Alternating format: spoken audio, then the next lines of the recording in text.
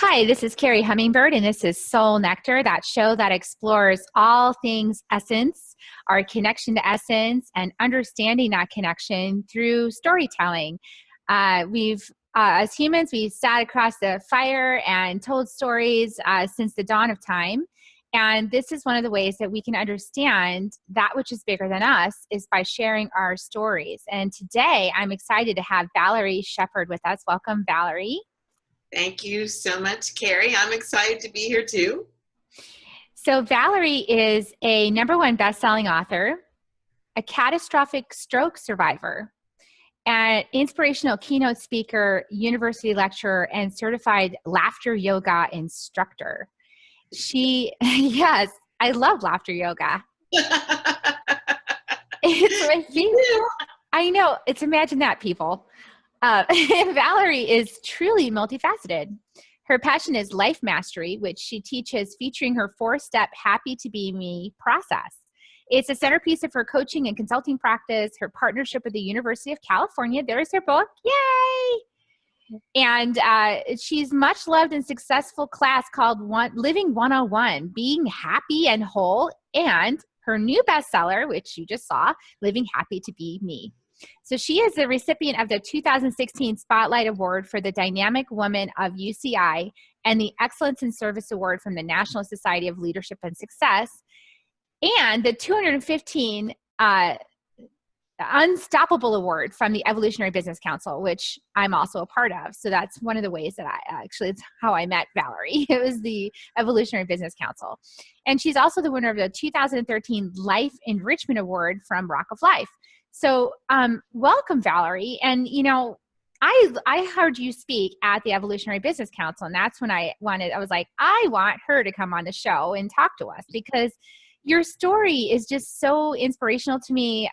Everything you've been through, I think, we mentioned it in passing at the beginning, but your catastrophic life-threatening stroke, surviving that and continuing to speak, continuing to get out there, continuing to inspire, continuing to laugh.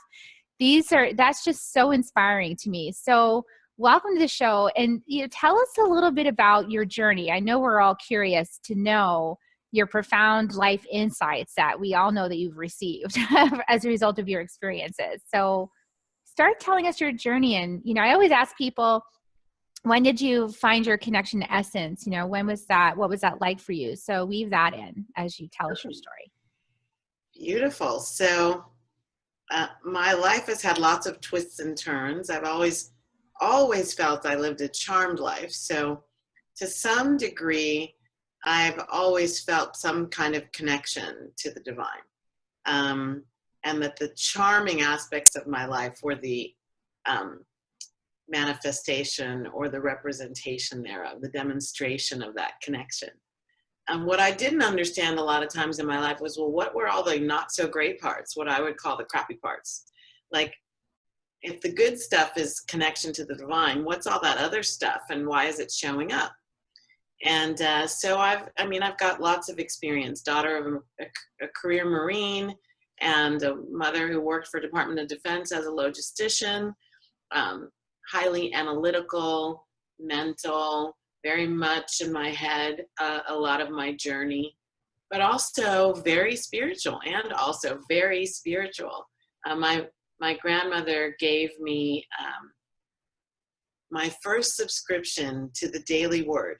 Are you familiar with that publication? No, I'm not. It's from Unity International. And it takes like a little bit of scripture and then explains it. And it's like, to me, it was fortification for the day. I read Norman Vincent Peale at age 12, Power of Positive Thinking. My grandmother gave me this little booklet called The Daily Word, and I've been reading it ever since. Now, of course, you can get it online. It doesn't have to be mailed to my house. But so I've considered myself spiritual all along. And then when there would be these breakdowns or disconnections or crappy stuff, so as I used to call it, I would be very confused, a little bit forlorn. I think a lot of my life didn't really feel like I was held, loved, cherished, nurtured, cared for by the divine, like I feel now. And so that's kind of been woven in there.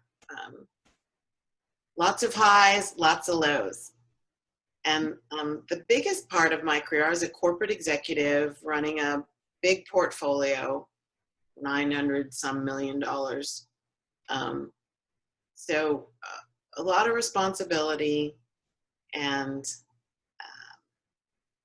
really had my identity caught up in things like my title, my zip code, the kind of car I drove, the kind of house I lived in. I wasn't really big into clothing labels, but I did want to wear nice clothes. I have a mantra, simple elegance, that still drives me today. And I was very much about egoic outward representation, because what I didn't know then that I do know now is I was using all those outward things to cover up this void on the inside, or this disconnection on the inside, this place inside me where I just didn't feel as lovable as I wanted to be. And I didn't see the kinds of love unfolding in my life that I wanted. And I had no idea that the trouble was actually in there and not out there. Yeah, I think that's a journey that most of us go through. You know, when we first get on the spiritual path, it's almost like we tried all the things that they told us to do, you know, check these boxes and you'll be happy. And then you can check all the boxes and then, you know, still not happy. What's up with that? And it's what my mentor, Heather Ashamara, calls the image of perfection. You know, we've created this sort of projection of who we are, or who we want other people to think we are, so that we can get love from the outside. And, you know, peel back the curtain. It's like, no, don't look under my skirt. You know, like, I don't want you to see who I really am, because you might not like me then. It's very true. For me, it was slightly different because I wasn't doing any of this consciously. It's like I wasn't consciously wearing masks so that you didn't see what was on the inside. I didn't know what was on the inside. I thought that the things I was experiencing that felt like betrayal, that felt like I was a better friend than my other friends, that felt like that I was working hard and not reaping the rewards, like all of that was subconscious and unconscious. So my conscious behavior was, I am showing you who I am. This is who I am. It wasn't until I went on a journey to discover why my life was my life, why were things showing up that, and I was very happy in a lot of ways. I just wasn't fulfilled, and I wasn't understanding and accepting of a life that had, you know, fleeting moments of happiness followed by average, blah. That's what I didn't understand. Like, really, when is it going to be happy for a while? And now I know. Yeah, well, you know, what I find so interesting about what you're saying is, I mean, I think I probably also thought, you know, well, I am happy. This is making me happy. This is great. But what I started noticing after a while is that if I had any downtime or quiet time, or, you know, if the sort of amusement park of my life stopped for a moment, all of a sudden I would notice that there was something really big missing. Like, what is that? Why am I, you know, so don't let it stop. So I would like, don't ever let the amusement park stop, because if it stops, I'm going to be aware of this gaping hole in my reality. And I think that's eventually, it got just so, you know, you can only go to the amusement park so long, you know?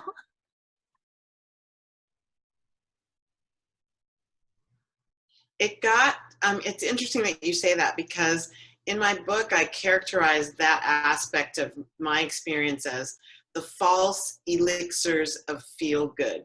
Like the wine, the fun nights out dancing, the hanging out with friends, the travel, the really good food, like those were the things that gave me, quote unquote, the feel good. And they don't last. I mean, those are external, they're very wonderful things. Don't get me wrong. I still love a good bottle of wine. just went camping with friends for a weekend. It was absolutely magnificent. And I also know that my happiness isn't dependent on those things, or even driven by those things, or even kicked off by those things anymore. That's a very different equation today than it was 15, 20 years ago.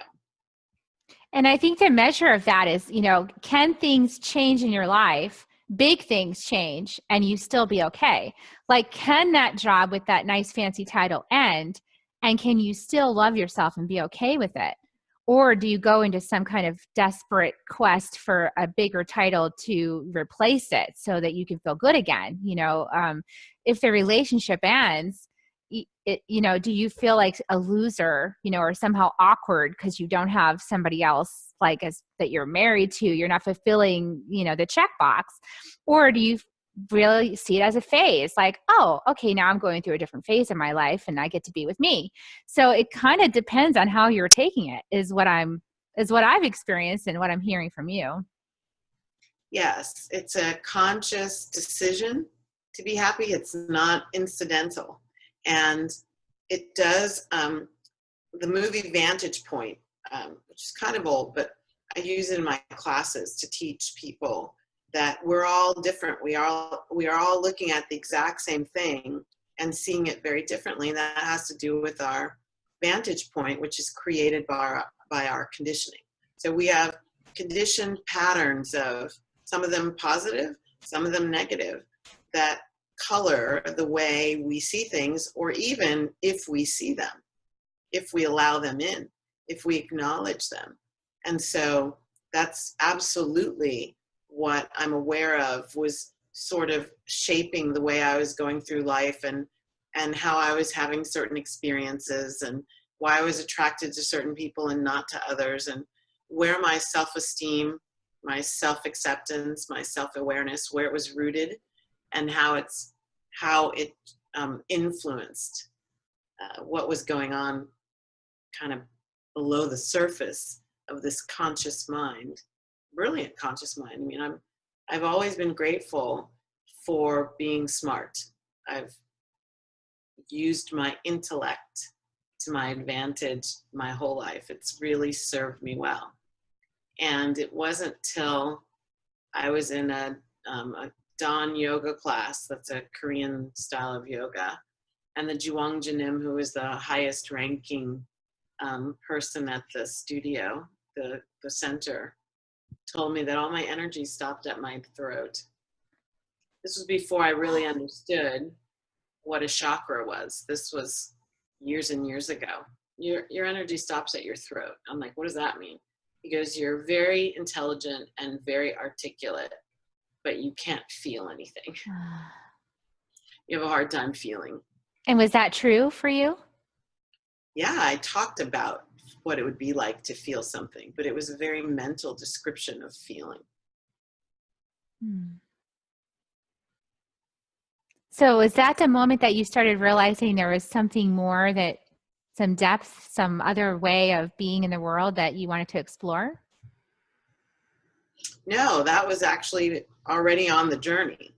That I had made that decision before this experience. And what had happened was I was in my corporate offices at the time, and I was in an office having a meeting with some of my staff, and I started having chest pains. And or I don't think I would call it chest pains. I just was having some kind of episode where I felt weird. And they looked at me and said, "Are you okay?" I said, does anyone know the symptoms of a heart attack in a woman? Very mental, right? Anyone know the symptoms? And they were like, "Are you having a heart attack?" And I said, "I don't know. I'm asking what the symptoms are, and then I can tell you." And so long story short, they rushed me to the hospital, and I hadn't had a heart attack, but there was evidence of an episode having to do with my heart that was showing up on all the monitors. And so they said, "There's something going on with your heart." And then the cardiologist confirmed I was diagnosed with a benign superarrhythmia, which basically means there's no physiological reason for this, but your heart's doing some interesting things. And interesting things as in potentially deadly. You might want to get them fixed. But the cardiologist was like, but don't come to me because there's nothing wrong with your heart. So that's when I started saying, okay, at that point in time, I wasn't even aware that you could have physiological manifestations of something that wasn't physiological cause. It wasn't until I started working with spiritual teachers and the minister at my church that I started to understand, oh, you can actually have physical manifestation of a spiritual or an emotional or a mental cause. I was like, okay, this is interesting. We need to go deeper into this and see what we can learn. That's the journey of a lifetime right there. Deeper into the mysteries. Yes. Yes. Yeah, I find a lot of some of my more rational, left-brained atheist clients that finally get to the point where they go, that Carrie Hummingbird, there's something about her. She's onto something. I don't know what it is. It's like that willingness to just take that toe and just stick a toe in and go, okay, there's something here. And the first thing I say to people is suspend disbelief, because just because you've been in a matrix that tells you things are X way doesn't mean it's actually that way. You're seeing proof of that because, our minds do that for us. They make proof. When you have a hypothesis about life, they make proof to support that. And the cool thing is that you can actually change the hypothesis and the world changes around you. So after hearing that for a couple of years, at my BNI meeting, a couple of them dropped off and were like, okay, show me what you're doing. I want to know. And it's created this sort of, window of magic. I like to think of it that way. Because what is spirit? Spirit is the unknowable. We can't know. I mean, I think we're all sort of involved in some conscious game together where we get to, change the rules up. But that's why I did this program, Valerie, is because I'm interested in exploring it. So tell us more about what you've learned. Oh, so much. I know.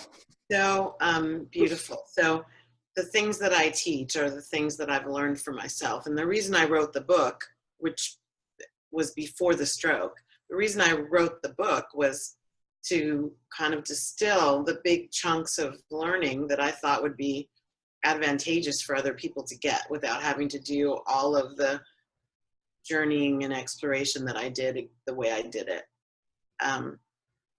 So the centerpiece is us. Like, people don't want you to believe that the world revolves around you, but your world revolves around you. So making yourself the centerpiece of your world through non-egoic love and unconditional love and care and acceptance from you, to you, for you, about you is critical. And that's the number one thing to get. I think if people just got that and didn't get any of the rest of it, they'd be well on their way to changing their lives.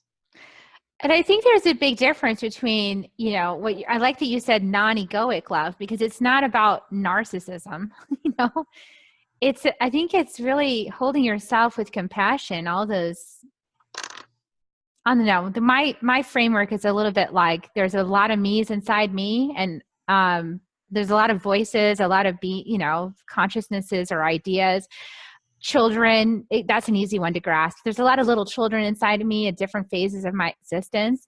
And some of them just need some love sometimes. They just need to be held, And so if I'm acting out in a way, or I'm noticing patterns, usually if I go inside and I check it out, there's a little person in there that's like, hey, I needed your attention because this is upsetting, and I need some love, or I need you to love me and not make me work so hard, or I need you to comfort me. And so now I'm going to make you be in bed, like I've been in bed the last week, because some of those voices were like, you work too hard. So I think we have a lot of confusion though out there about what is what exactly is unconditional love for self in a way that's healthy for living in community? So there's a question. It's pretty simple. I mean, I don't understand the confusion. I think that society has made too much hay over the word selfishness and the word narcissism. Like, really, it's really about, can you look at yourself in the mirror and tell yourself that you love yourself and feel good about that? It's not so that anybody else loves you. I'm not running around trying to get other people to love me. I'm just knowing that in order to feel loved at the deepest levels, I got to start with myself. And what I typically find is, I'm going to say very few people know what self-love is, where they can look at a mistake. The depth of self-love is when you believe that you have made, when I believe that I've made a monumental mistake, that I still go, look at me doing that. What was that about? What did this come to teach me about me, for me? And what happens when I heal the wound that created this misinterpretation that's living on in a miscommunication or perception of the truth of who I am? What happens when I heal that? When I go into, wow, I'm really not as great as I'd like to be with money. Or, boy, I've never been married, I have no children, and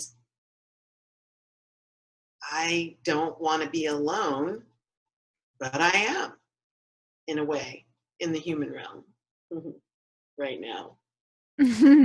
So if people could step over those words instead of spending so much time trying to get a mental understanding of it, step over the words and go, okay, I'm going to try being a little more selfish. I'm not going to make you care about me. I'm going to do it.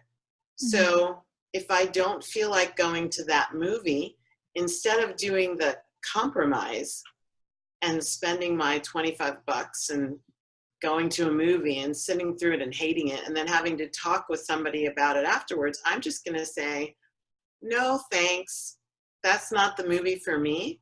I would love to spend time with you, though. So if you could like give up the movie, then let's go shoot some, shoot some pool, or let's go dancing, or let's go sit at the beach and watch the waves and commune. But if it has to be a movie, I'm going to opt out, because that's not the movie I want to see. And I will tell you, and I think it's still, after 15 years, it's still running like almost 100% of the time. When I do that, the other person goes, oh, thank goodness. And I'm like, what? Well, I didn't really want to go to the movies either. I'm kind of tired. How are you feeling about just like rescheduling altogether? Totally fine with me. Let's reschedule. So it's almost like when you show up in self-awareness, self-acceptance, and self-care, even if the other person isn't there. Like, what if the other person goes, well, God, that's pretty rude. Like, I was going to go to the movie and I would go see something you don't want to, that you would want to see, even if I didn't want to see it. I would go, wow, that's really kind and generous of you. I'm not willing to do that. Well, and really, is it kind and generous, or are they subjugating themselves to their rule system? You know, I mean, we've got a lot of rules. Kind and generous. It can be kind and generous. It can be blindly kind and generous. I don't have to dictate to them how they behave. All I have to do is mind myself. Yeah, and I like that idea of minding yourself, because we are really creating everything in our world. It's like, it's a display. I've been watching some really interesting shows on Gaia TV, and just listen, just like really filling my brain with some of this Greg Braden stuff. He's got a new series out, and I've been watching this and going, this is what I know for truth, because this is how I've been taught in my energy medicine schools, and so it's just good to get a refresher. But it's like everything that's happening outside of you is actually a reflection of what's inside of you. So I always get really curious now. It's like, oh, that's happening for me. Why is that happening for me? Where am I inside resonating with that experience? And how can I love myself through that? Or how can I have compassion or bring compassion to this piece? Or how do I just simply be with the emotions, even if I don't understand where it's coming from? And I think that's the biggest piece I'm realizing, is that you don't have to understand it all. Like, you don't have to understand how that idea got planted in you, or where it came from, or why it's there. It just is there. So since it's there, deal with it, be with it. Well, yeah. And the big question is, it's not about, to your point, going on this hunt to find out, well, where did I get this from? And certainly not to shame and blame and punish the people who maybe gave it to you. Right? It's really more about just deciding in the present moment, right now, here, with what you understand now, with what you're capable of now, is that serving you? Mm-hmm. So is it serving me to see myself as a Black female more than I see myself as a daughter of the divine, as a fragment of the divine, as an individuated expression of the one true energy in the universe, which is love? Which feeds me more? Thinking I have to be a race or a gender, or seeing myself as, getting superiority over race and gender and accepting myself as something even bigger? And yeah, I just make a choice in the moment. Well, right now, it would serve me to not be caught up in my old tapes about what it means to be a Black female, especially in the Western world and in the United States, in the third dimension realm of Earth. So I totally agree that we can get very mental about anything we want. We could really try to understand it and explain it and, figure it out and be able to connect all the dots and tell all the stories. But I don't think that's what we're here for. And I think that can take a lot of time and can get in the way. Like when I'm working with my students or my clients, one of the things that I'm very good at is like, cut off the story. Like, you're totally in a story right now. When you're telling that story, you're in your head. Like, let's lose the words and what's going on at the feeling and the emotional level. That's going to give you a really clear guidance. What's coming up right now that you're trying to explain in words, but if you would just feel the sadness and tell it it's okay to be felt. And if that means you cry for a week, cry for a week. The dollar store has some really cute tissues. And, I think you're so right. I think I made a post this morning on Facebook that I think some people didn't like. And it was because I was saying that part of what I'm seeing out there in our society is this sort of concentration on the mental chatter, the stories and the projections and all of that, when really it's love. It's like, how can we come back in our hearts? How can we feel everything? And love is everything, right? So, I mean, in order to feel love, in order to feel joy, you have to also be able to willing to feel sadness, to feel anger, to let that have its place. And expand that feeling is how it gets resolved. Denying the feeling and not feeling the feeling is how it, keeps coming back up, because it wants you to feel it. I hear what you're saying. I have a slightly different take. So for me, love is not a feeling. It's not an emotion. It's a state of being. It's divine. It supersedes everything else. So love, peace, joy, those are the essential nature. When we talk about what is essence, to me, that's what it is. It's like vibration. In my book, Living Happy to Be Me is the title. The ME is capitalized. That's because it's not the egoic ME. It's about magnificent essence. That's the acronym. And so I love that. I believe, sorry? I said, I love that. Magnificent essence. Yes. And I believe that when I'm in this state of being really connected to and flowing and one with the essential nature that I am, peace, love, joy, and freedom are that. So I don't have to do anything or undo anything. I just have to align with it, tap into it, connect with it. It's always there.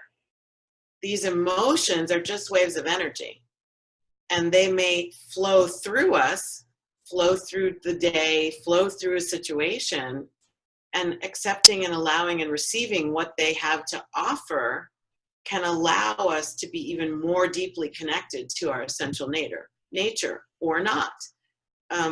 If we like to stuff our emotions because we can't stand to feel them, we can't bear to feel the grief, we're really afraid of our own anger. We were raised to believe that girls shouldn't do this or boys shouldn't cry. They can't touch their sorrow. Then those waves stop and they get stuck. And to me, those energies that are stuck are actually disconnecting me from my essential nature. It's harder for me to feel the joy that I already am endowed with, that I already am every day, 24/7, 365, when there's some stuck energy like the barnacles on the bottom of a boat that's covering up the hull of the boat.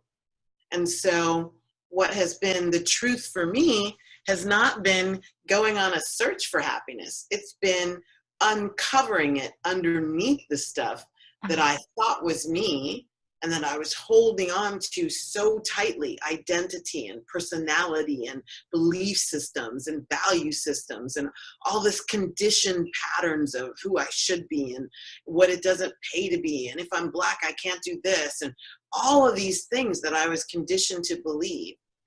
Some of them were taught to me and others I just picked up. You know, we pick up things as we go through life. And a lot of times I misinterpreted the things I picked up. And so now, as I free myself from those interpretations and free myself from those ways of being, in my book, it's step 2, shake up and release the stuff that is not in alignment with yourself as magnificent essence. Then I can get more in tune with my magnificent essence. Like when you clear all that stuff away, the beauty is all that's left. I love that. The peace is all that's left. The joy is all that's left. Yeah, it's like that's the experience I've been having. Thank you for saying that. I really like the visual of the emotions as waves because they really are. They pass through. And if you just let them pass through, it's like 90 seconds, they're done. Like your experience of it is over. And for a while, and then what happened? You feel fine? We cry, we have a big cry, and then we stop crying. What do we feel? Peace. Peace. Mm-hmm. A total, oh, okay. And I even, after I'm done crying, sometimes I get a giggle. Like, oh, that was cool. Yay, I like that move. Yeah, I mean, and to not attach a story to it is such a tricky thing. I find myself, even now I do that. I have I'm a good storyteller. So I just sort of decided that, you know, I can almost like be in this life with myself, like at the movies. So I was having some really dramatic awareness, you know, my brain was opening up and I was having lots of thoughts coming in and I didn't know where they were coming from. I didn't feel like they were coming from me. And so I decided, you know what, I am just going to sit back and like at the movies, you know, and eat my popcorn and just watch it go by, you know, it's just, okay, sure. It's powerful and essential. So like whenever my clients or students tell me, I can't meditate, and I'll ask them, well, why? Why do you believe that that's the truth? Because it's not, but why do you believe it? Because when I sit down to meditate, I can't shut my brain off. And so I will say to them, who said that was necessary? Well, isn't it? No. Mm-hmm. The brain is going to do what the brain is going to do, like the body is going to do what the body's doing. Nobody said you have to sit in a lotus position. My knees don't do that. I sit on a chair with my feet flat on the floor. You don't have to sit with your back totally erect. excuse me. And the thoughts are going to come, and the thoughts are going to go. The deal with meditation is not that you don't have any thoughts. It's that you don't attach to them, that you don't hang out in the thoughts. Is that just like what you just described, Carrie? You just watch them go by like clouds. Oh, look, there's a thought. If I have a lot of the same thought, I take that as, okay, my soul, my inner self is trying to help me remember something. So I'll come out of meditation and write it down. I keep a pen and a little notebook by my meditation chair. And if the same thought is like a reminder, write it down. And so it's taken care of. And then I go back into my meditation and allowing the movie screen to be populated any way it wants to, but to just float on by. And oh, look, there goes a thought, and there goes a thought. You know, I view it as kind of like the same, a little bit the same in the sense that I think your higher self or your brain or whatever it is does want you to know certain things. And when you finally slow down to meditate and be still, it's like, great, she's listening.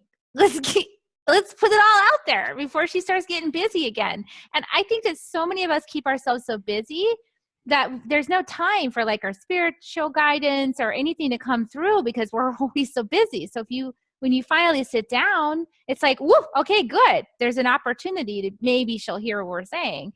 But I think that, you know, the more often you do it, you can get to that nirvana place. I mean, I've been to that place many times where there's no thought, there's just space, and there's like sparkly joy and just kind of sitting there feeling and not thinking.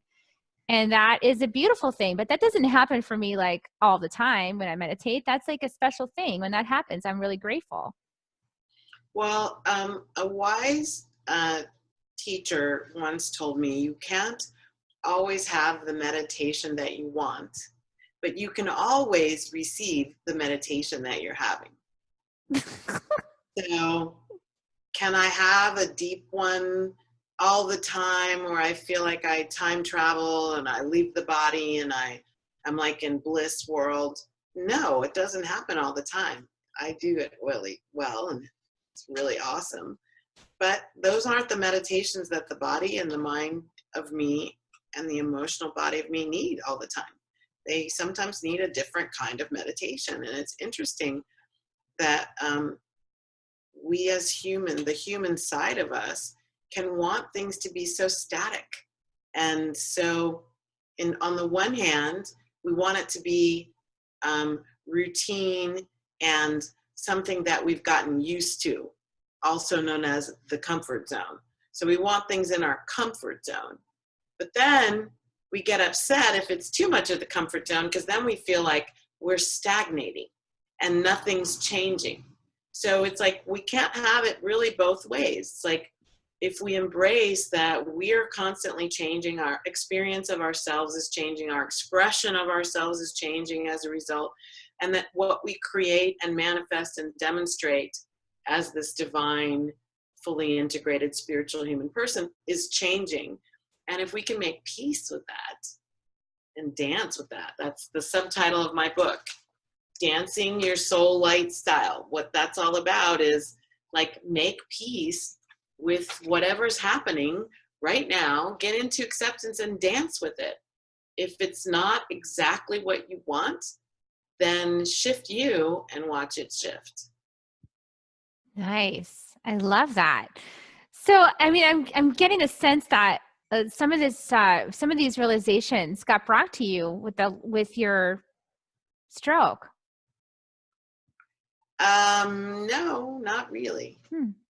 The book was written and ready to be published 2 months after the stroke happened, and we delayed it for a year.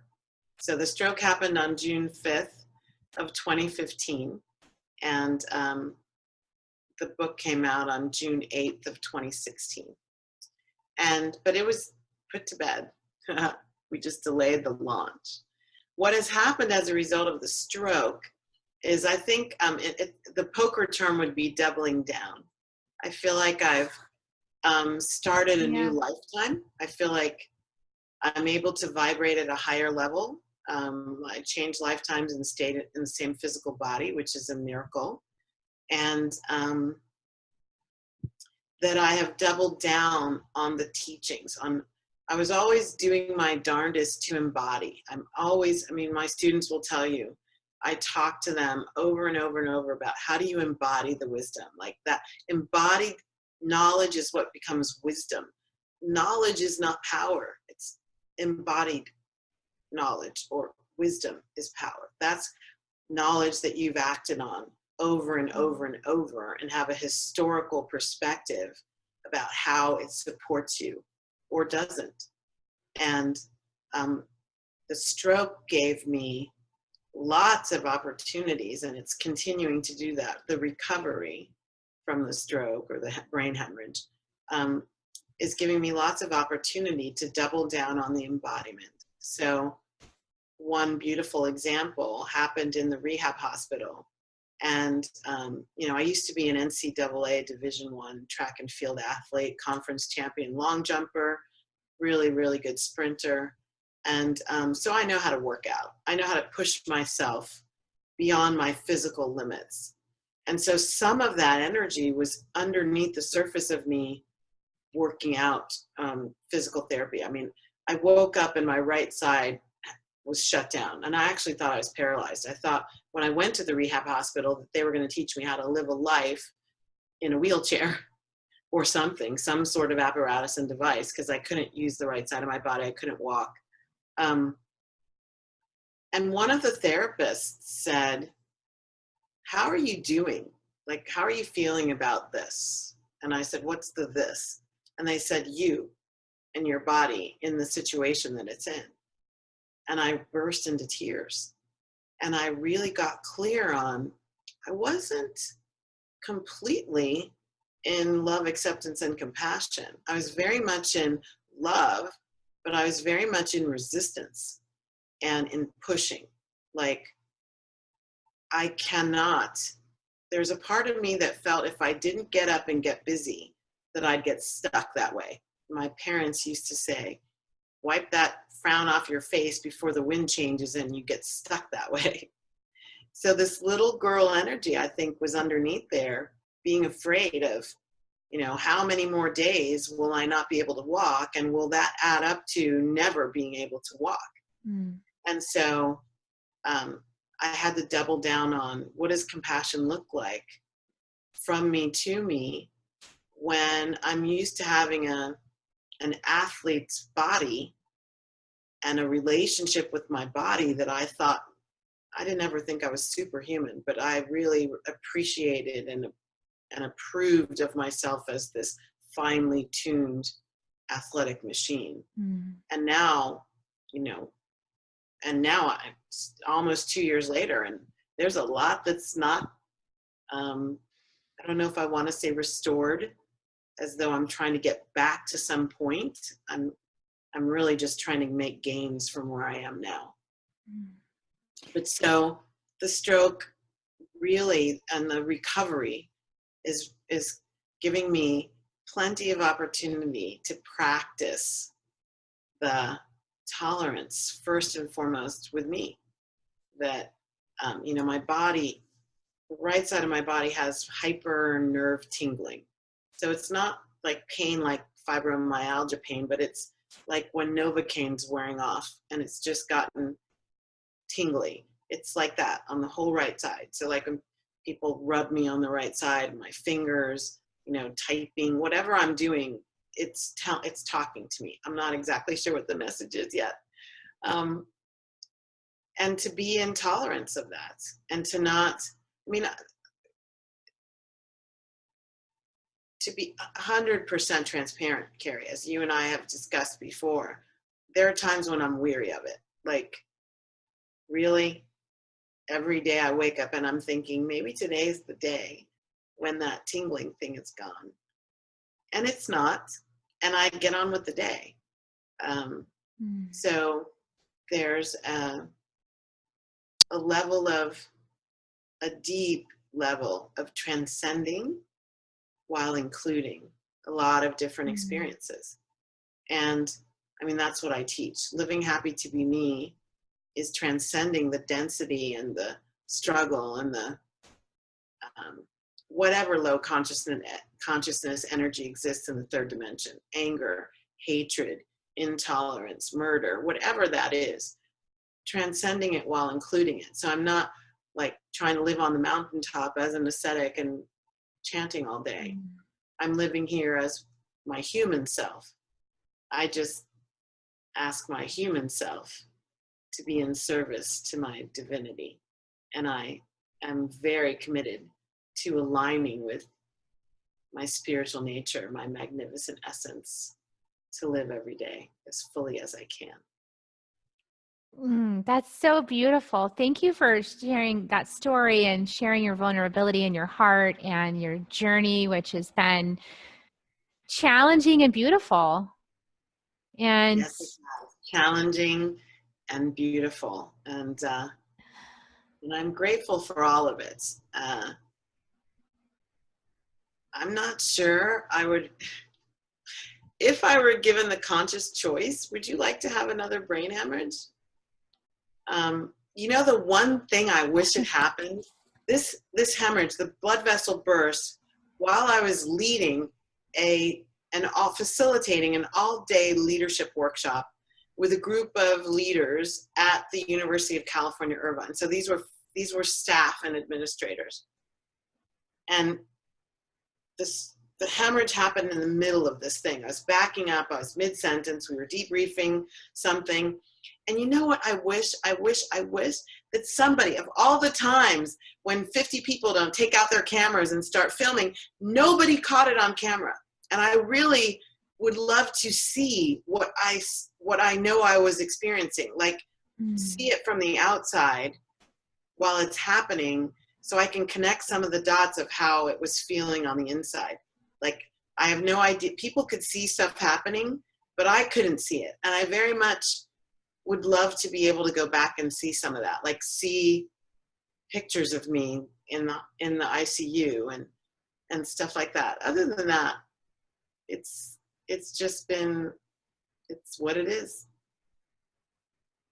well, I like that you said doubling down and that you recognize that this is your opportunity to really embody the teachings that you're teaching others, that you actually get that opportunity to live it through your own experience and through your own personality, your own body.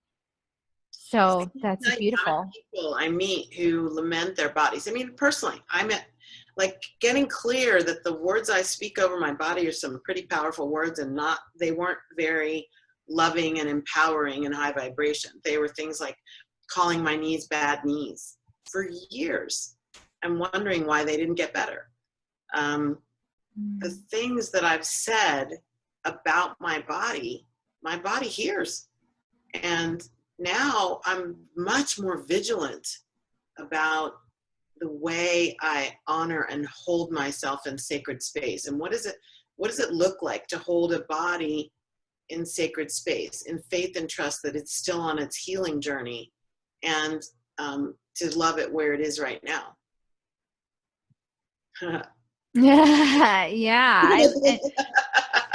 I like that. And I also like that you were talking about, because I think I've noticed this pattern of spiritual bypass in myself, along with, others around me. So of, not wanting to feel the emotions, not wanting to have this experience. And so, kind of flitting off into spirit where things are joyful and happy. And yeah. I know how to get there, right? Exactly. I'm really good at flitting out of this body. I'm super good at it. So to be present with my emotions is the work I'm doing now. I'm doing a lot of emotional reconnective work, just really sitting and being with the powerful emotions and not putting a story to it. So I like that you're saying that. It's not that I'm not wanting to perpetuate anger, for example, as a vibration, because consciously I understand that that's a low vibration emotion. Right. But I'm going to let it get out of me, by letting it come up and out. It's essential. Yes. Move it. Like the whole idea of emotions being waves of energy means they move, they change. And the biggest power that we have is to allow that, but also to notice when we're stuck and say, okay, I've got to consciously put energy into moving this, like, and moving it, you know, another way to think of moving it is to feel it. Yeah, to actually feel it. And that means you've got to feel, you know, there were decades where I had anger and I stuffed it because I was never okay with anger. And now, you know, going back through and chiseling it out means I've got to dig into it, get really in my body, deep in my body, in my being, and like let that anger have an expression.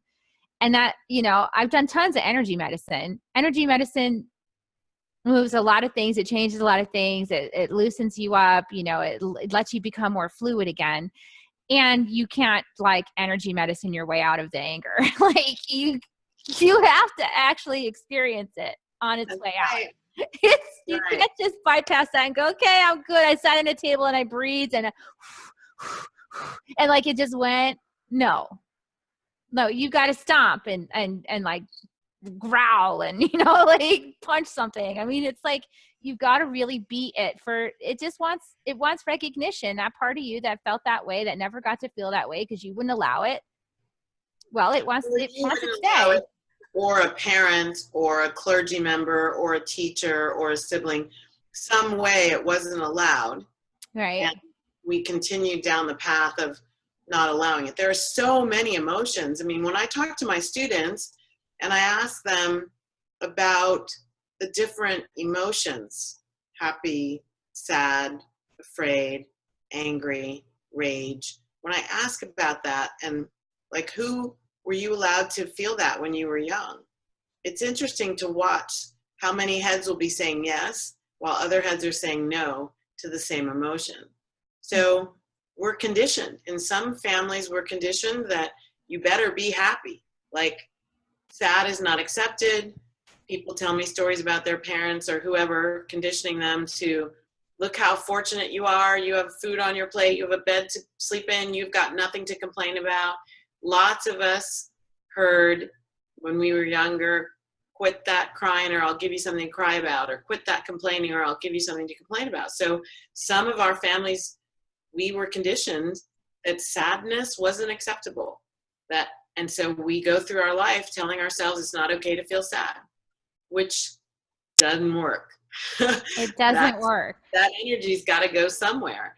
And if it's stuffed down year after year inside of me, then it's creating some pocket of really ugly pain that's going to erupt in some physiological manifestation, which, you know, a little super arrhythmia got my attention. So the idea is like, can we, if it's going to manifest into the physical body, can we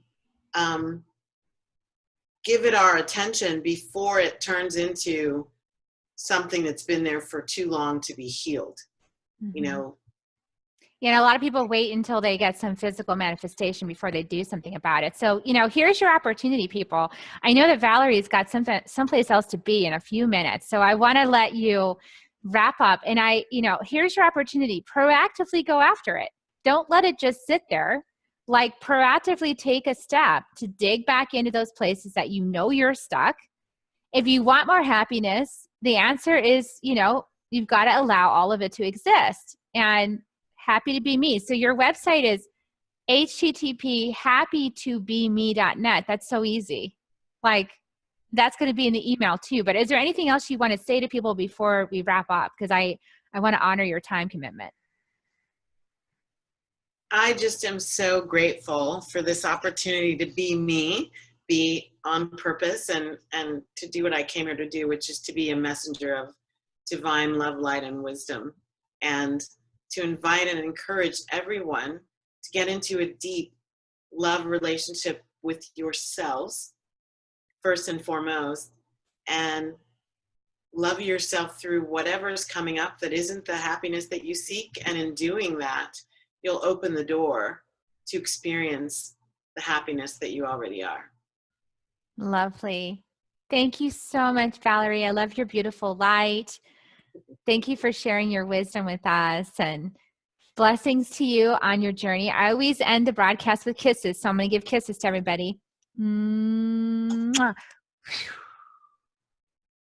Kisses and hugs, and have a great day, and we'll see you guys next Sunday. Bye. Bye. Thanks, Carrie. Bye.